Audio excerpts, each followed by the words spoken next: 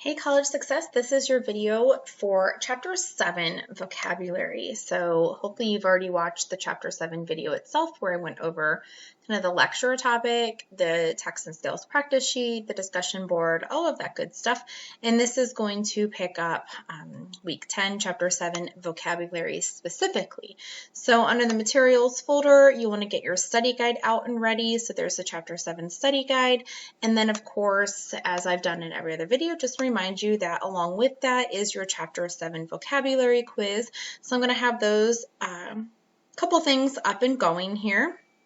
I'll make sure that's in the background. Okay, so here's the study guide. Of course, I always have mine kind of filled out so I can use that as a basis of discussion. And then how you coordinate that is completely up to you if you like to fill out your blank one or if you just use my video as kind of a guiding point. So your first set of vocabulary terms, you can see from coordinate down to alienated, is going to come from the story Engaging Patients in Dialogue. So this was part of your text and skill practice. So we're going to go here, reading number 1. So in the previous video, we've already talked about this reading, and so hopefully you've already read it. This is where these words are coming from. So let's talk about those words. Coordinate means to plan together. If you coordinate something, in this case, they're talking about like coordinating different, medical fields, like the oncology wing, the geriatric wing, like they're coordinating. They're working together on a plan or to plan something.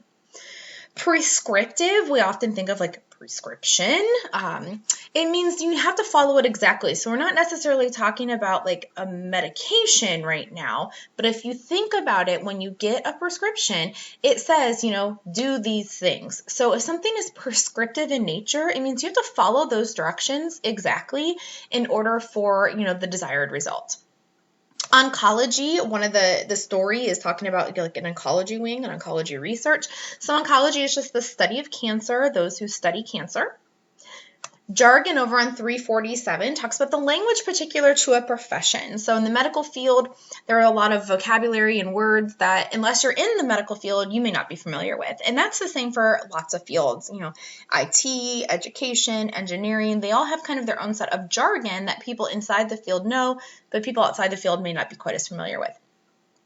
Alienated on 347 means to kind of to feel unfriendly, to feel unwelcome. If you alienate a person or a group of people, you're trying to make them feel different. You're trying to make them not part of the group, so to speak. All right, so that's the first set of vocabulary from that first reading. Now we have the word tolerate, and it's kind of a strange word because it doesn't come from necessarily one of our readings, but it comes from page 372, one of our practices. So I'm not going to go there because it's not a whole set of reading by itself, but you would have seen it in your text and skill practice sheet. But in the word, in the general sense, the word tolerate, they're talking about this like in the chapters, because it's talking about nursing tolerating pain. And so how much can you accept or how much can you endure? How much pain can you accept? We use the word tolerate for a lot of things. How much a lot of schools have like drug and alcohol policies, like zero tolerance. So they won't put up with any of it. They won't accept any of it, or bullying tolerance. So to tolerate means how much will you accept or endure. All right. And then from there, we start with humanistic. This is going to start over on page 385, which is going to start the next reading. And we already, again, would have talked about this in the previous video. Chapter 7, I really don't like how it's set up. So you have to click into here, and then you have to go into there. So it's like a couple clicks. So this is about the selection on nursing and substance abuse. And the very first word, humanistic, actually doesn't come from the article itself. It comes from like the pre-thoughts, so to speak, right up here, humanistic. So it's not even like the beginning. It's kind of like this debate topic as it relates to a lot of these different readings. So the rest of them come from inside that reading itself. So humanistic meaning it's kind of like believing in the dignity of people, a people first mentality, believing in the best and wanting to do the best for people. Confidential is just like information that you want to keep trusted. It's supposed to be secret, like a medical file, or maybe it's just information you don't want publicized. So information that you want to be trusted or kept in secret. Liability is, often you hear this in the medical field with liability insurance. You also hear that with your own car insurance. Protects you if you're at fault, because liability means there's like someone is being held responsible, liable. Compassion on page 387 just means caring. So if you have compassion, you have a caring heart, you have a caring attitude. Keeping right along here, the next two are from the same reading.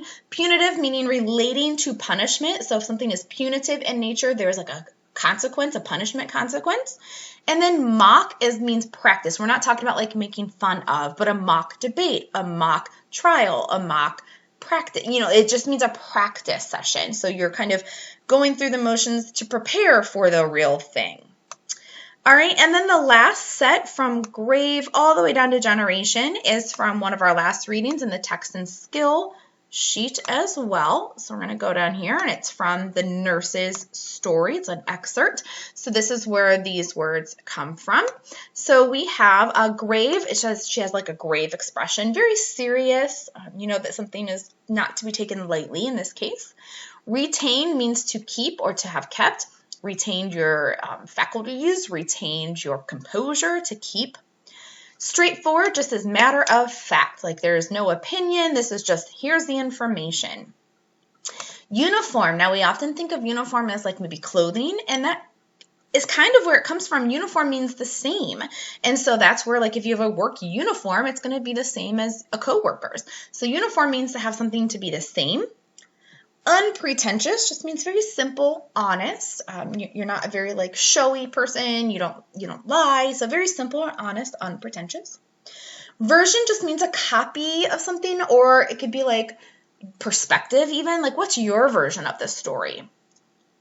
Philanthropic is when you give to someone in need. Often it could mean money, and that's how many people use it. But I also think you can be philanthropic with your time, with your energy.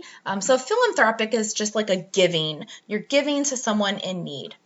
And then generation is a span of people born in the same period of time. So we often have like the grouping names, the millennials, the Gen Z, the baby boomers. Like those are all people who are born in the same general time frame.